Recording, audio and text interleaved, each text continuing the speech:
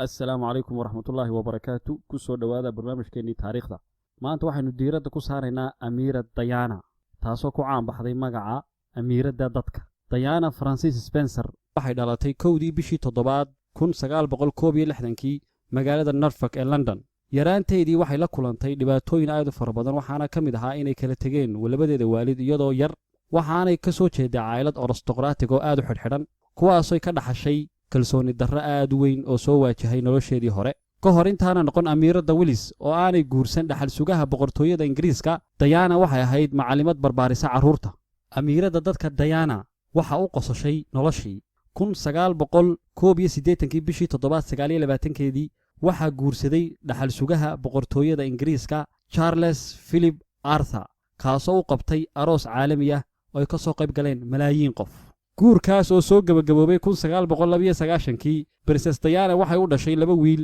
oo la kala yiraahdo William iyo Harry 3 sano kadib markii ay kala tageen 1992 waraysi ay bixisay amiirada Diana waxay ku sheegtay waxyaabihii burburiyay gurigeeda inay ahaayeen kow inuu ninkeedu ku qiyaamayn jiray gabadh kale oo looran jiray Camilla taasoo markii dambe saxaafadda Ingiriiska uga marxaati kacday laba in aanay taageero ka helin qoyska boqortooyada Ingiriiska labada arrin oo markii dambe ku sababay inuu ku dhaco xanuunka la yiraahdo bulimia kaasoo ku dhaca neerfaha dhinaca kale family-ga boqortooyada Ingiriisku iyada wuxuu ku eedeyn jiray in aanay u hoggaansamin borotokoolka shuruucda u gaarka ah qoyska boqortooyada Ingiriiska sida nidaamka labiska nidaamka kulanka iyo nidaamka safarka arrimahaas